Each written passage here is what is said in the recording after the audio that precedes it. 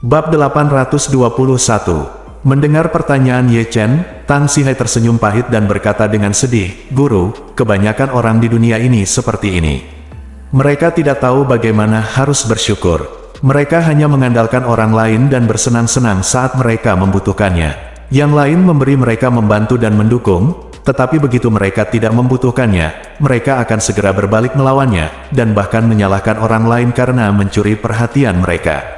Saat dia berbicara, Tang Sihai berkata dengan emosi, "Kamu tidak tahu bahwa ketika ayahmu memimpin mereka untuk bertarung sengit dengan keluarga Rothschild, mereka semua sangat tersanjung.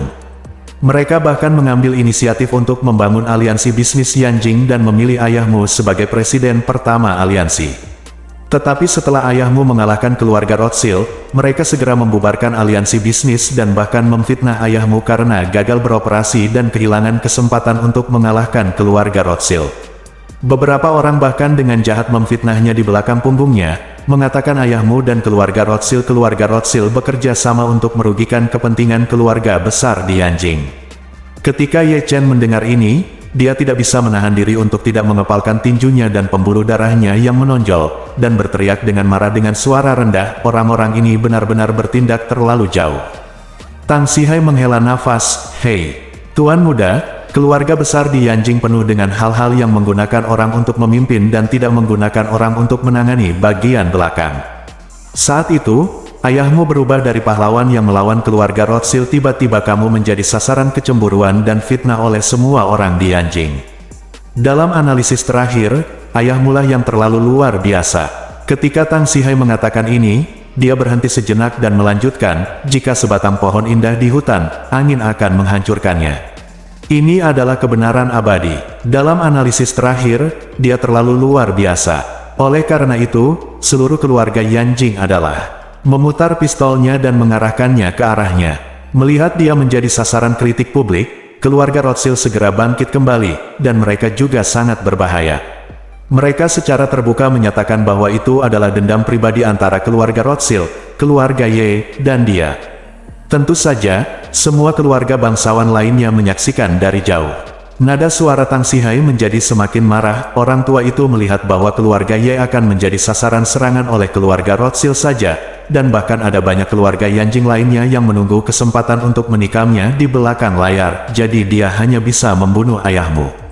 Dia mengusir keluarga Ye dan mengumumkan kepada dunia luar bahwa ayahmu tidak memiliki hubungan dengan keluarga Ye, jadi ayahmu membawa kamu dan ibumu meninggalkan Yanjing dan pergi ke Jinling. Ekspresi Ye Chen sangat suram, dia mengertakkan gigi dan berkata, "Masalahnya adalah seluruh keluarga Yanjing mengkhianati keluarga Ye, dan kemudian keluarga Ye memilih untuk mengkhianati ayahku, dan akhirnya mendorong ayahku untuk menjadi kambing hitam dan biarkan kami, keluarga beranggotakan 3 orang, menanggung murka keluarga Rothschild sendirian." Tang Sihai mengangguk sedikit dan berkata dengan mata merah, "Ini memang yang terjadi saat itu." Mata Ye Chen dipenuhi rasa dingin dan dia berkata dengan dingin, "Mereka semua adalah sekelompok bajingan yang menyeberangi sungai, menghancurkan jembatan dan menambahkan penghinaan pada luka. Aku, Ye Chen, bersumpah demi Tuhan, setiap bajingan ini, aku akan membuat mereka membayar untuk ini." Tang Sihai buru-buru berkata, "Tuan Muda, jangan impulsif. Di Yanjing, semua keluarga lain kecuali keluarga Gu terlibat dalam masalah ini, dari keluarga Su, yang berada di puncak kekuasaan mereka selama bertahun-tahun, hingga keluarga lain, keluarga yang asetnya hampir tidak melebihi puluhan miliar. Keluarga kecil ini, tanpa kecuali, semuanya telah mengkhianati ayahmu, kamu tidak boleh menjadi musuh publik mereka." Ye Chen berkata dengan ekspresi tegas, "Saya, Ye Chen, bukanlah orang yang pemalu. Orang-orang ini, termasuk keluarga Ye, semuanya adalah kaki tangan yang membunuh orang tua saya. Saya tidak akan membiarkan mereka pergi begitu saja." Setelah mengatakan itu, dia melihat ke arah Tang Sihai dan berkata dengan serius, "Pelayan Tang, kamu tidak perlu terlalu khawatir. Saya tidak bodoh. Ketika saya masih muda dan lemah, saya tidak akan gegabah mengikuti Kuan Yanjing. Jika keluarga besar menentangku, aku akan mencoba yang terbaik untuk menghemat energiku dan mengejutkan mereka." Tang Sihai menghela nafas pelan, mengangguk dan berkata, "Tuan, Anda tidak hanya ingin membalas dendam tuan kedua dan istri kedua, saya juga telah menantikan hari ini sejak lama.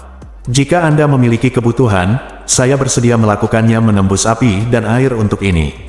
Ye Chen mengangguk dan berkata, Steward Tang, jika ada sesuatu yang saya memerlukan bantuan Anda, saya pasti akan memberi tahu Anda. Tang Sihai buru-buru berkata, Guru, saya punya sedikit saran.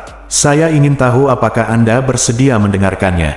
Ye Chen berkata, tolong beritahu saya.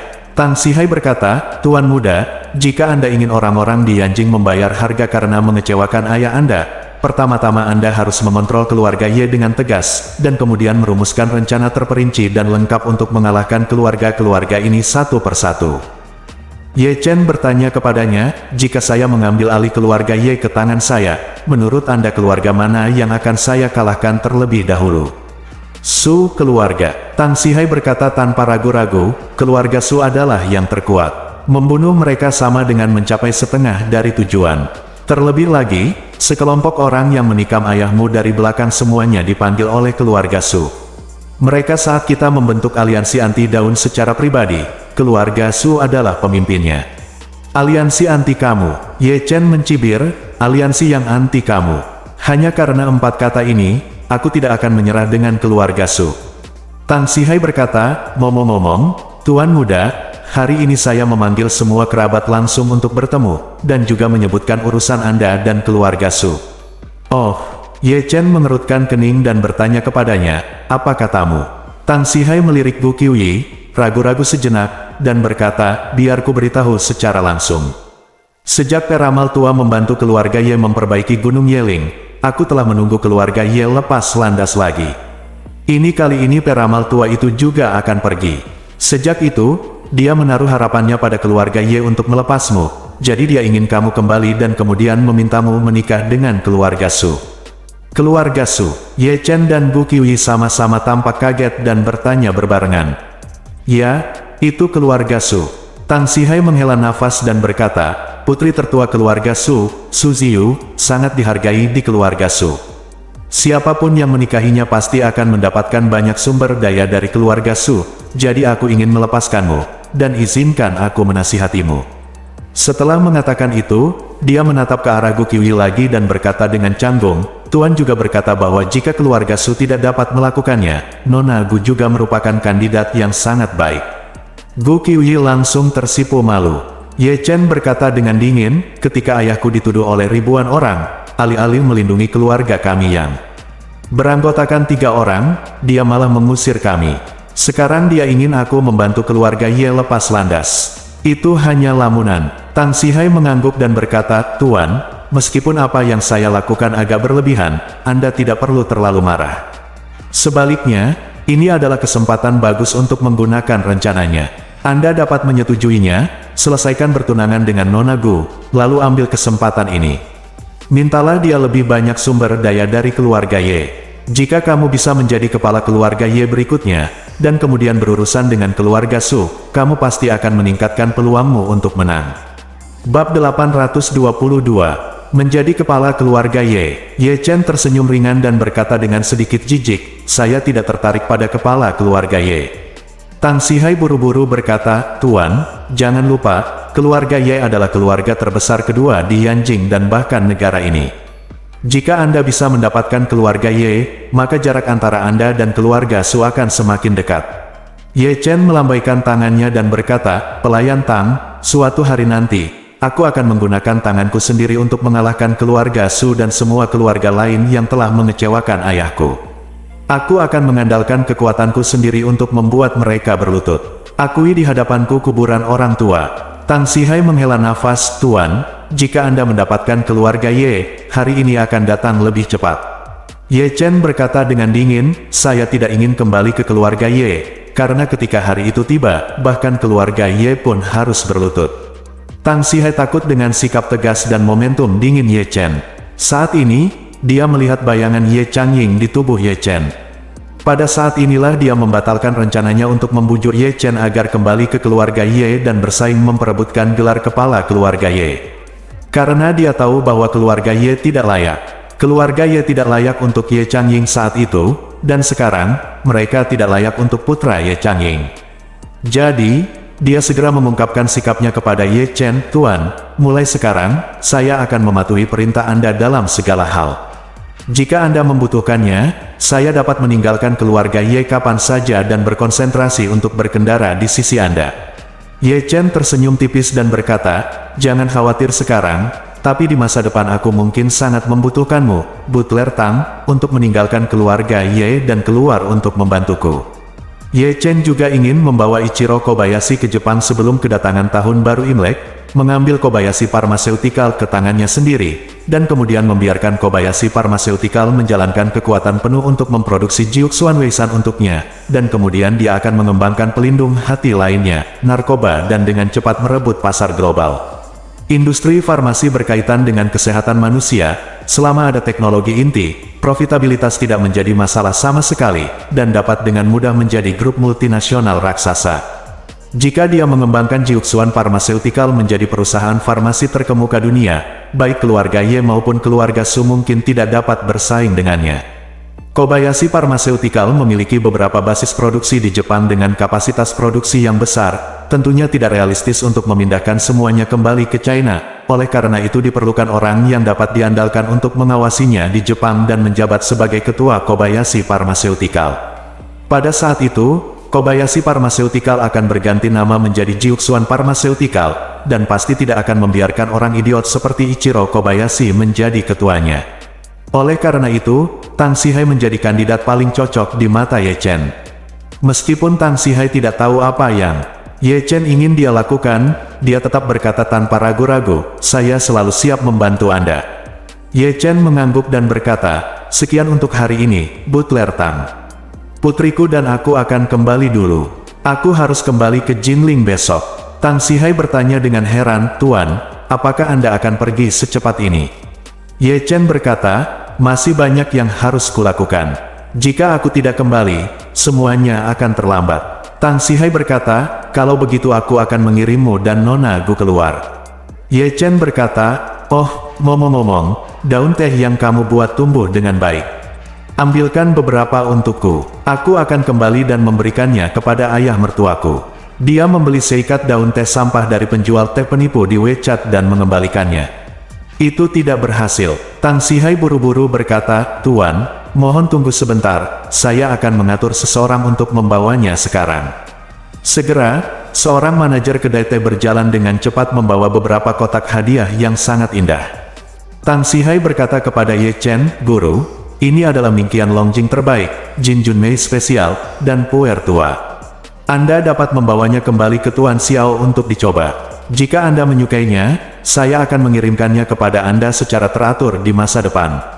Ye Chen mengambil tehnya dan berterima kasih, pelayan Tang, Anda perhatian, terima kasih. Tang Sihai buru-buru membungkuk dan berkata, saya tidak berani menganggapnya serius. Mengucapkan selamat tinggal pada Tang Sihai, Ye Chen dan Gu Qiuyi kembali ke villa keluarga Gu bersama. Di tengah perjalanan, Gu Qiuyi tetap diam, seolah sedang memikirkan sesuatu. Melihat alisnya yang cantik selalu sedikit mengernyit, Ye Chen mau tidak mau bertanya padanya, Nani, apa yang kamu pikirkan? Gu Qiuyi kembali sadar dan berkata, Saudara Ye Chen, apakah kamu benar-benar memiliki hubungan yang baik dengan Xiao Curan itu? Ye Chen bertanya dengan heran, mengapa kamu tiba-tiba bertanya tentang ini? Gu Qiuyi berkata, saya hanya ingin tahu, tapi juga sedikit khawatir. Khawatir tentang apa? Saya khawatir jika hubungan Anda benar-benar baik, apa yang akan saya lakukan di masa depan? Ye Chen tersenyum tipis dan bertanya padanya, sebelum kamu bertemu denganku, apakah kamu pernah memikirkan tentang apa yang akan kamu lakukan di masa depan? Gu Qiuyi mengangguk, aku sudah memikirkannya. Sebelum bertemu denganmu, aku merasa harus menemukanmu. Jika aku tidak dapat menemukanmu, aku akan tetap melajang. Lagi pula, aku tidak punya perasaan terhadap pria lain. Marven bertanya, jika Anda benar-benar tidak dapat menemukan saya, Anda tidak dapat tetap melajang sampai Anda berusia 30 atau 40 tahun, bukan? Gu Qiuyi berkata dengan serius, bagaimana jika saya berusia 30 atau 40 tahun, apalagi? Hidup saya sudah sangat memuaskan, dan saya tidak akan merasa dirugikan hanya karena saya membutuhkan kehadiran seorang pria, jadi saya lebih memilih kekurangan daripada berhubungan seks. Jika saya tidak dapat menemukan Anda, maka saya mungkin menghabiskan sebagian besar hidup saya berkeliling dunia. Ketika saya tua, saya akan menemukan tempat yang saya suka untuk menetap, menanam bunga dan rumput, memelihara hewan kecil, dan menyumbangkan semua harta keluargaku sebelum aku mati. Dengan cara ini, tidak buruk untuk hidup seumur hidup. Kata-kata persuasi Ye Chen keluar dari bibirnya dan dia menelannya kembali. Pada saat ini, dia tiba-tiba menyadari bahwa dia telah meninggalkan bekas yang tak terhapuskan dalam kehidupan Gu Qiuyi. Tidak peduli apakah dia bersamanya di masa depan atau tidak, tanda ini tidak dapat dihilangkan. Ini adalah hutangku padanya, dan ini juga merupakan tanggung jawabku yang tidak dapat disangkal. Namun, saat ini, dia masih belum bisa menemukan cara untuk menyelesaikan hubungan antara gadis di depannya dan dia selama lebih dari 20 tahun. Malam itu, Lin Wanqiu secara pribadi memasak meja berisi makanan mewah dan lezat. Gu Yanzong mengeluarkan maotai kualitas terbaik yang dia simpan untuk pernikahan Gu Qiuyi dan minum bersama Ye Chen. Ye Chen hendak pergi, dan suami serta istri sedikit enggan untuk pergi. Namun mereka berdua juga tahu betul bahwa Ye Chen tidak hanya memiliki keluarga kecil di Jinling, tetapi juga memulai bisnisnya sendiri di Jinling. Ye Chen baru beberapa kali mengunjungi M Grand Group yang diberikan oleh keluarga Ye, dan dia belum menerima uang apapun dari M Grand Group. Ye Chen tidak menghabiskan banyak dari 10 miliar yang diberikan oleh keluarga Ye. Hampir semua uang yang dia keluarkan kemudian diperoleh sendiri atau diperas dari Xiaolin Pharmaceutical. Sekarang Jiuxuan Pharmaceutical telah menjadi terkenal di dalam negeri, dan Jiuxuan Weishan telah menjadi terkenal baik di dalam maupun luar negeri dalam waktu singkat karena efek pengobatannya yang sangat kuat. Setelah mencoba obat perut ajaib ini, banyak orang asing yang tergila-gila membelinya dan bersiap untuk membawanya kembali ke negaranya dan membagikannya kepada kerabatnya. Hal ini semakin menyebabkan popularitas Jiuxuan Weishan. Saat ini, pasokan Jiuxuan Weishan terbatas, dan dealer di seluruh negeri menyimpan uang tunai dalam jumlah besar, berharap mendapatkan lebih banyak stok. Jika terus berkembang seperti ini, kemungkinan besar Jiuxuan Weishan akan menjadi obat perut terlaris dan paling terkenal di dunia. Obat lambung memiliki kepraktisan dan penerapan yang luas orang-orang di seluruh dunia, tanpa memandang usia, jenis kelamin, atau ras, akan memiliki kebutuhan ini. Oleh karena itu, ini juga berarti bahwa prospek pengembangan Jiuxuan Pharmaceutical di masa depan tidak dapat diukur. Baik suami maupun istri percaya jika suatu saat Ye Chen bisa memproduksi pil peremajaan ajaib secara massal, maka Ye Chen pasti akan menjadi salah satu orang terkaya di dunia. Oleh karena itu, mereka juga tahu bahwa bagi Ye Chen sekarang, Jinling adalah markasnya, dan landasan bagi karir pribadinya untuk lepas landas. Bab 823. Keesokan paginya, Ye Chen bersiap untuk mengucapkan selamat tinggal kepada keluarga Gu Qiuyi. Lalu naik taksi ke stasiun, tanpa diduga, Gu Yanzong bersikeras untuk mengantarnya sendiri. Yang menemaninya adalah Lin Wanqiu dan Gu Qiuyi. Ye Chen tidak ingin mereka mengalami banyak masalah, tapi dia tidak bisa menahan keramah tamahannya dan tetap setuju. Dalam perjalanan, Gu Yanzong mengendarai Rolls-Royce-nya, Lin Wanqiu duduk di kursi penumpang, dan Ye Chen serta Gu Qiuyi duduk di kursi belakang. Suasana hati Gu Qiuyi selalu sedikit suram, tetapi karena kedua orang tuanya ada di dalam mobil, dia tidak berbicara dan terlihat khawatir sepanjang jalan. Melihat garis besar bandara terlihat di luar jendela, Gu Qiuyi mengumpulkan keberanian untuk mengulurkan tangan dan diam-diam meraih telapak tangan Ye Chen, meremas tangan Ye Chen erat-erat dengan tangan kecilnya. Ye Chen berbalik tanpa sadar dan menemukan Gu Qiuyi menatapnya dengan mata kesal dan keras kepala, dan dia merasa sedikit bersalah. Rolls-Royce itu diparkir dengan mantap di pintu lantai keberangkatan bandara. Ye Chen dengan lembut melepaskan tangannya dari tangan Gu Qiuyi dan berkata kepada mereka bertiga, "Paman Gu, Bibi Lin, Nanan, kalian jangan keluar dari mobil. Di bandara banyak orang, jadi tidak enak dilihat, apalagi putriku adalah publik figur." Gu Qiuyi berkata cepat, "Saya bisa memakai topeng." Lin Wanqiu berkata saat ini, "Baiklah, nak, meskipun kamu memakai topeng, kamu hanya dapat membawa Chener ke pos pemeriksaan keamanan.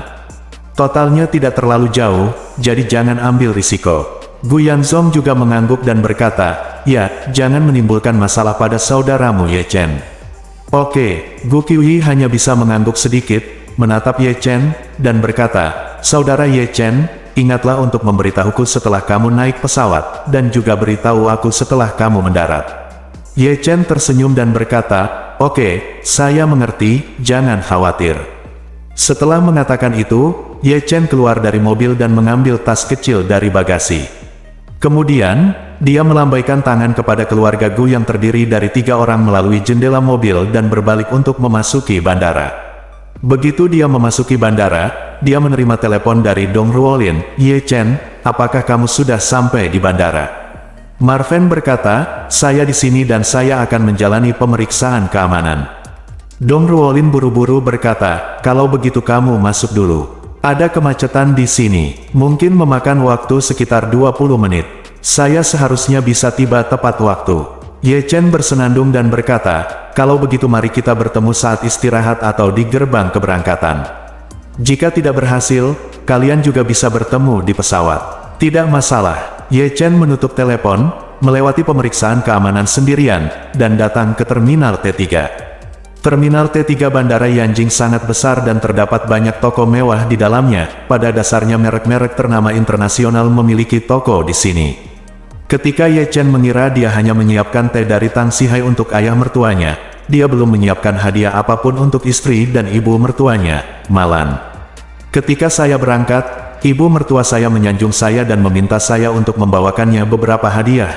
Melihat bahwa dia tidak bertingkah seperti monster akhir-akhir ini dan menghormati saya, dia benar-benar ingin memberinya rasa manis. Adapun istrinya Xiao Churan, belum lagi, tentu saja dia harus hati-hati menyiapkan hadiah untuknya. Maka, ia memanfaatkan waktu tersebut untuk berjalan-jalan di sekitar jalan komersial bandara. Karena Ye Chen memiliki kebutuhan materi yang sangat rendah dalam kehidupan sehari-harinya, dia tidak dapat memikirkan hadiah apa yang akan diberikan kepada istri dan ibu mertuanya. Berpikir bahwa wanita dari segala usia menyukai tas, Ye Chen masuk ke toko Hermes tanpa ragu-ragu. Kesenjangan harga antara Hermes sangat besar, yang lebih murah sekitar 100.000 yuan, tapi ini hanya satu. Produk kelas atas mereka selalu bisa mahal hingga jutaan. Karena Ye Chen mengenakan pakaian biasa, gadis konter yang sombong di toko itu sedikit meremehkannya, tapi dia tidak mengatakan sesuatu yang jahat dan memfitnah, tapi sikapnya kurang lebih menghina.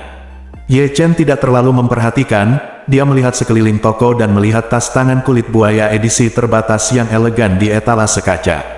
Tas tangan ini berwarna oranye klasik dari Hermes. Tekstur kulitnya sempurna dan pengerjaannya sangat indah, sangat cocok untuk penggunaan santai maupun bisnis. Ye Chen menyapa gadis konter dan bertanya, "Halo, saya ingin tas ini. Tolong bungkuskan untuk saya." Gadis konter itu mengerutkan kening dan berkata, "Tuan, tas ini harganya 80.000 yuan. Ye Chen bersenandung dan berkata, "Tidak masalah, aku menginginkannya." Kakak counternya berkata lagi, "Maaf Pak, Anda perlu memesan tas ini jika ingin membelinya." Ye Chen bertanya dengan heran, "Apa maksudnya distribusi? Tidak bisakah kamu membayar tas ini saja?" Gadis counter itu tersenyum menghina, "Tuan, apakah ini pertama kalinya Anda ke Hermes? Apakah Anda belum pernah membeli apapun di Hermes sebelumnya?" Ye Chen mengangguk, "Tidak, Apa masalahnya?" Saudari counter itu bersenandung, "Anda tidak bisa begitu saja membeli banyak tas Hermes jika Anda mau. Anda dapat memilih dan membeli apapun yang Anda inginkan untuk model populer dan dasar di bawah 300.000 yuan, tetapi untuk yang di atas 300.000 yuan, pada dasarnya semuanya terbatas edisi. Jangan lupa tas ini di toko hanya dihargai 80.000 yuan, tapi begitu dikeluarkan bisa dijual 700.000 hingga 800.000 yuan. Oleh karena itu, jika ingin membeli tas ini harus tas Hermes kelas atas.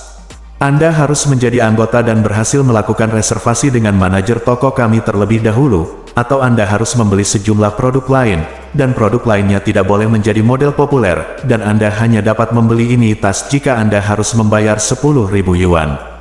Ye Chen mengerutkan kening, "Apa maksudmu? Jika saya ingin membeli tas ini, saya harus membeli 500.000 barang lainnya terlebih dahulu."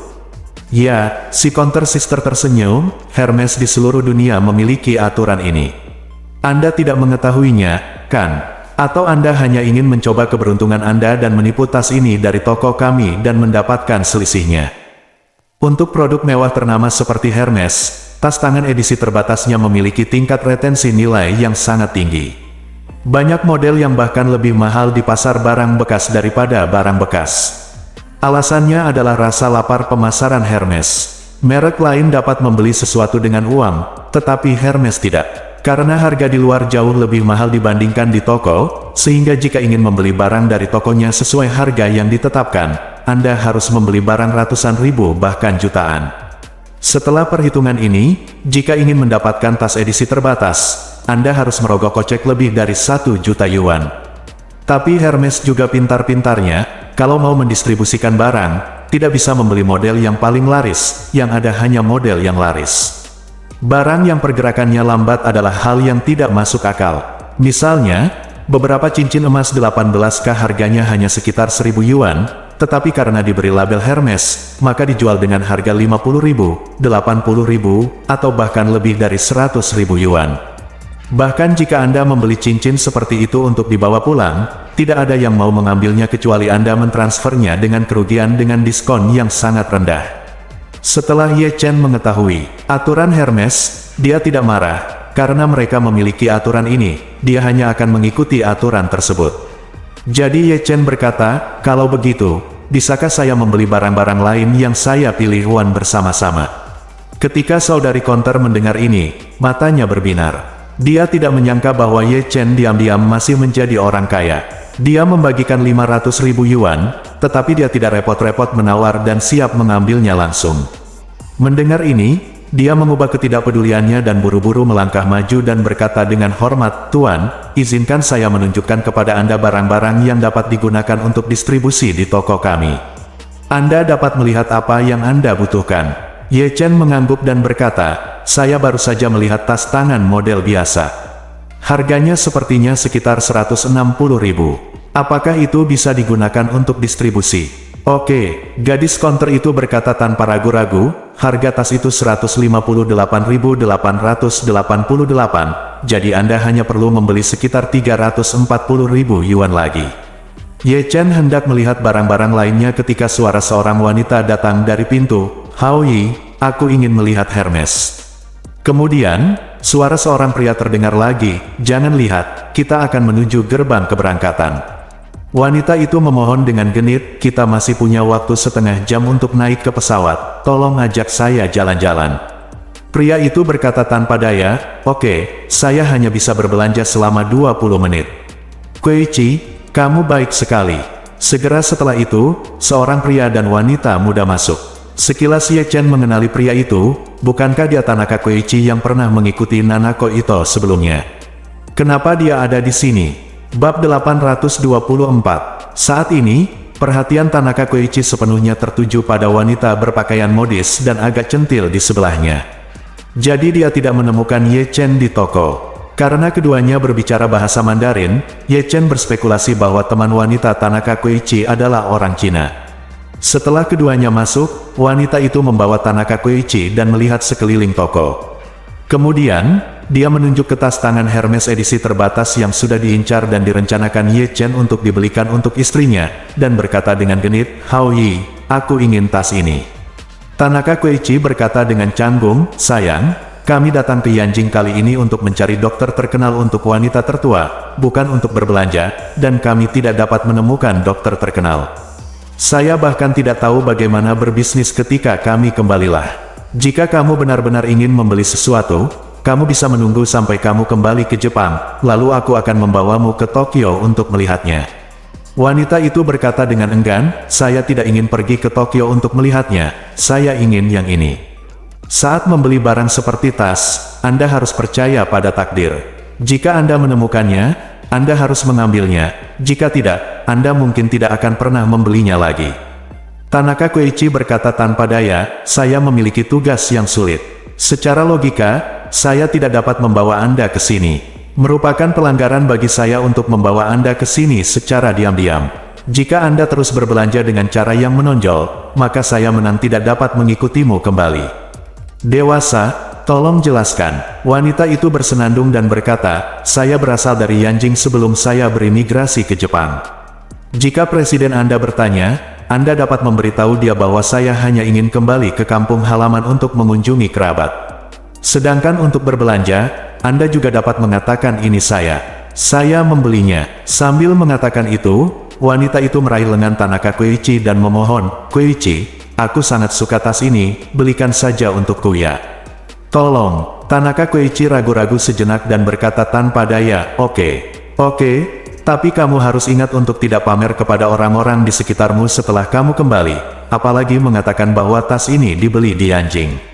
Mengerti. Wanita itu tersenyum bahagia dan berkata, saya tahu. Setelah mengatakan itu, dia segera melambai ke gadis konter di sebelah Ye Chen, cantik, aku ingin tas ini, bantu aku mendapatkannya. Petugas loket berkata dengan nada meminta maaf, Nona, tas ini telah dipesan oleh pria ini, dan dia sekarang sedang memilih dan mendistribusikannya. Saat dia mengatakan itu, saudari konter membuat gerakan yang sangat hormat dengan telapak tangannya ke arah Ye Chen di sampingnya. Ye Chen bahkan tidak repot-repot melihat ke belakang pada mereka, dia hanya melihat ke konter di depannya dan berkata kepada gadis konter, tolong bantu saya mendapatkan 2 dari syal seharga 30.000 yuan ini, dan juga sabuk pria seharga 28.000 yuan. Petik 2. Saudari konter itu mengangguk dengan hormat dan segera membantunya mengeluarkan barang-barang itu. Melihat hal ini, wanita itu berkata dengan marah, hei, dia belum selesai memilih barangnya. Karena dia bahkan belum selesai memilih barangnya, berarti dia belum membayar tagihannya.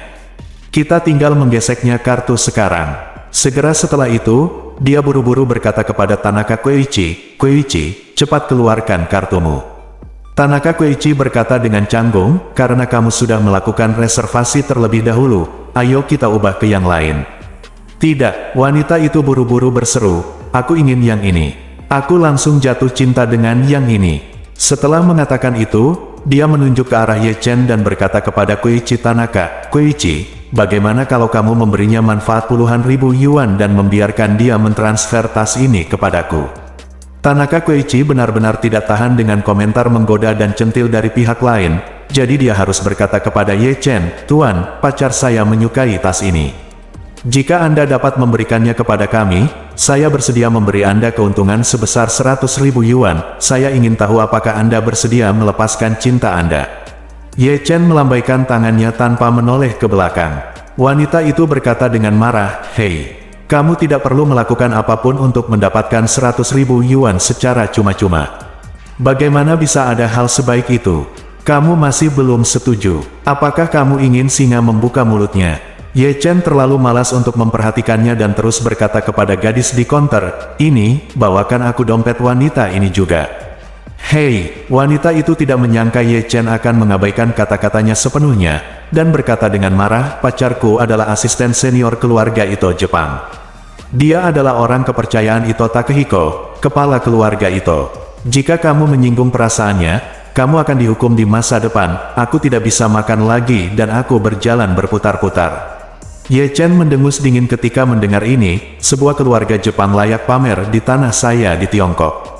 Percaya atau tidak, meskipun Takehiko Ito berdiri di depan saya, selama dia berani pamer kepada saya, aku masih bisa mengalahkannya. Berlututlah dan panggil aku kakek. Brengsek. Tanaka Koichi yang semula merasa sedikit bersalah terhadap Ye Chen karena kekasaran pacarnya, tiba-tiba menjadi geram. Dia memarahi dengan tegas, beraninya kamu tidak menghormati Tuan Ito. Apakah menurutmu hidupmu terlalu panjang? Ye Chen tersenyum, menoleh ke arah Tanaka Koichi, dan bertanya dengan dingin, Tanaka, kan? Sudah lama sekali.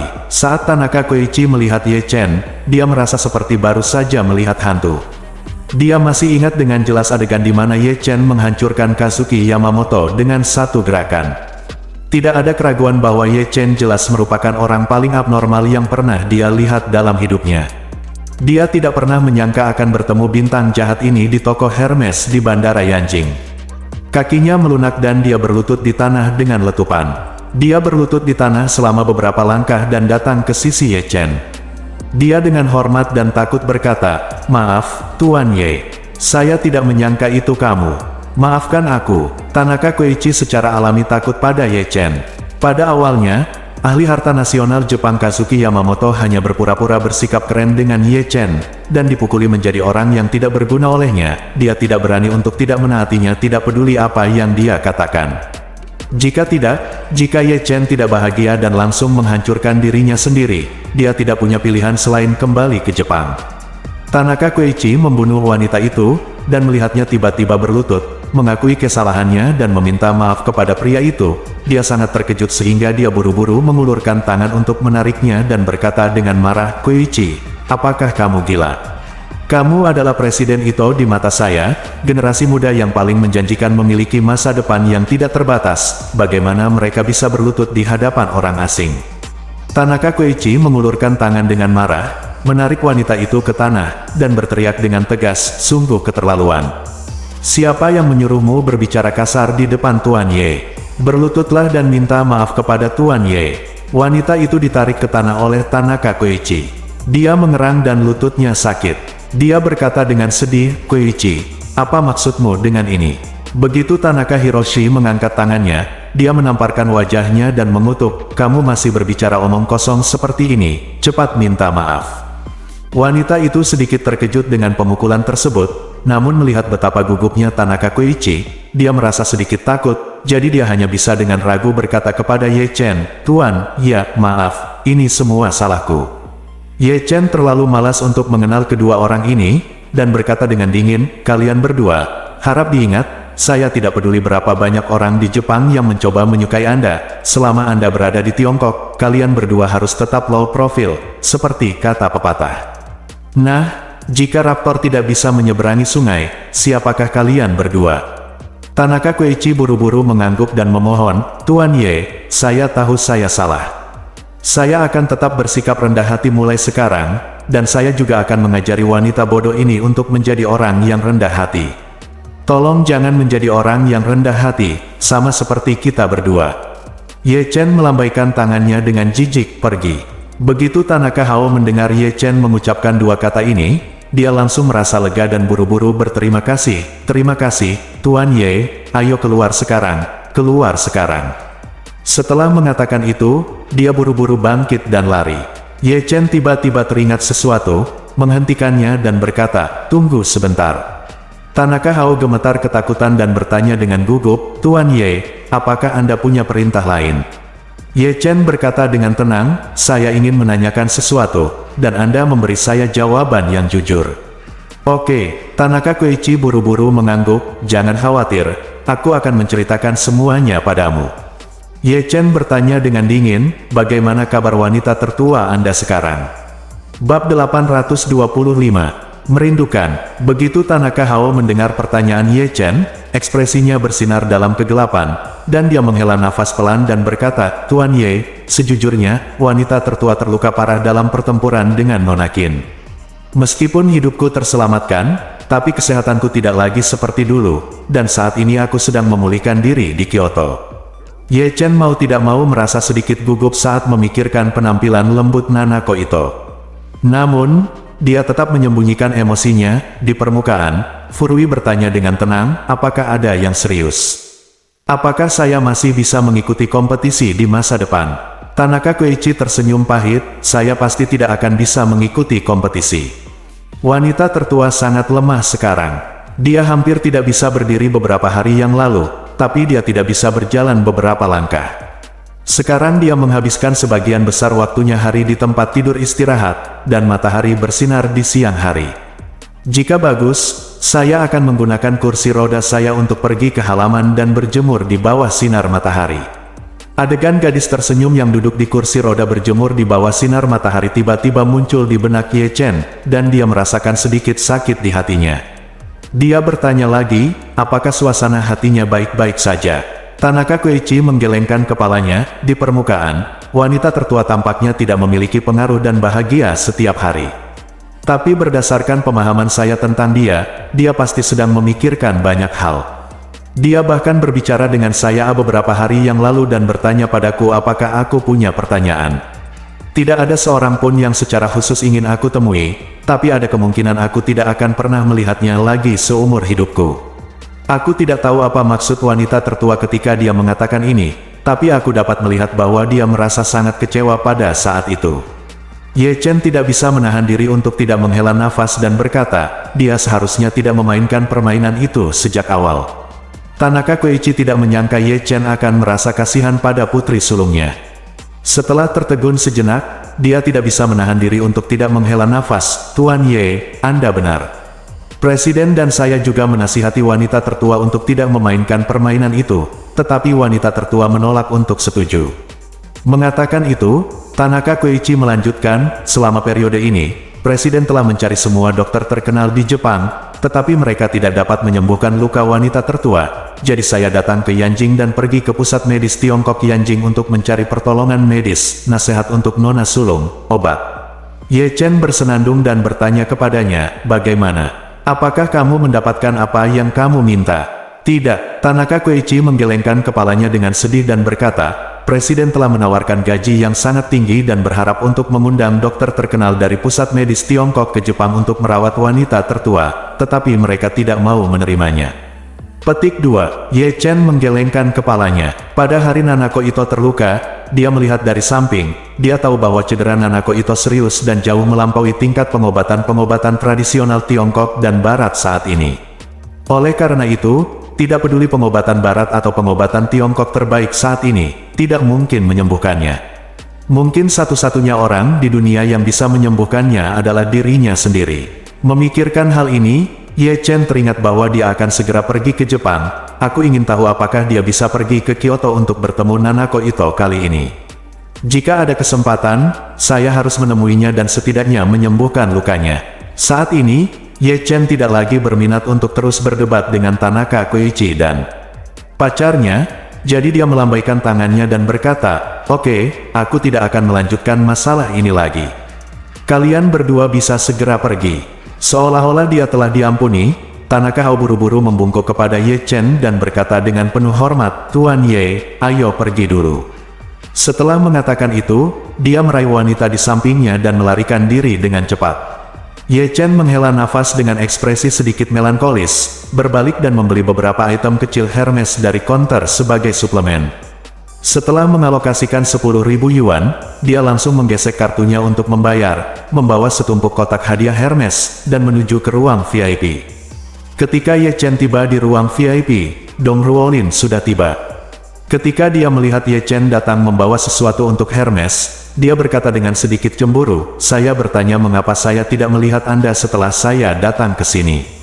Ternyata Anda akan pergi ke Hermes. Apakah Anda pergi ke membeli hadiah untuk Curan?" "Sudah."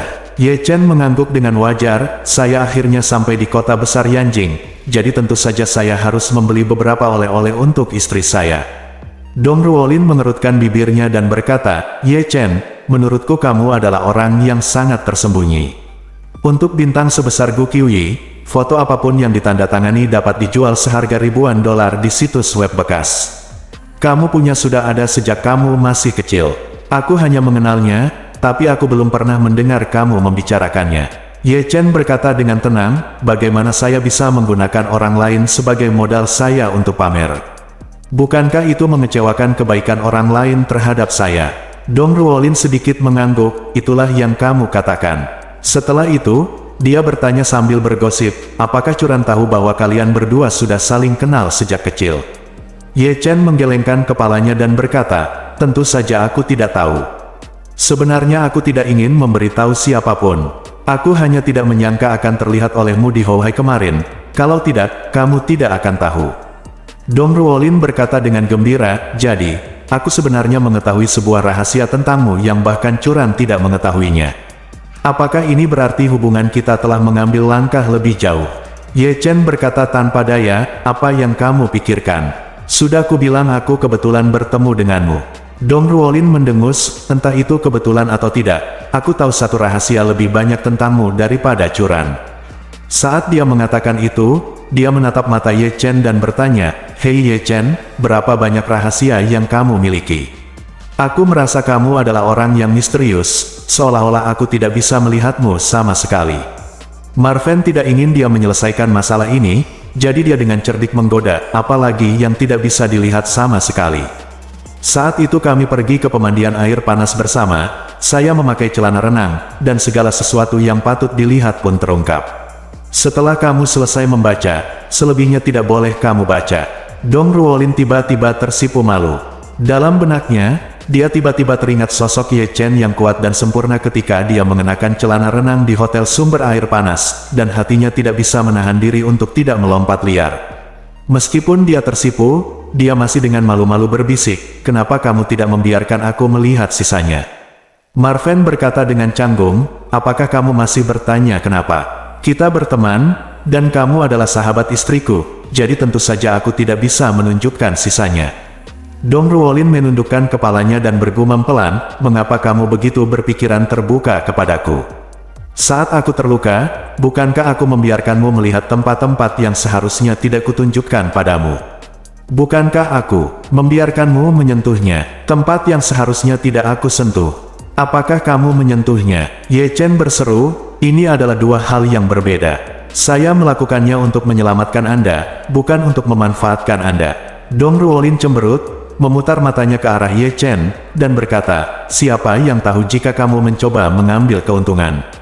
Mungkin kamu menyelamatkan orang dan mengambil keuntungan pada saat yang sama, pendekatan dua arah." Setelah mengatakan itu, dia berkata dengan tergesa-gesa dan serius, "Sebenarnya, saya tidak peduli jika Anda memanfaatkan saya.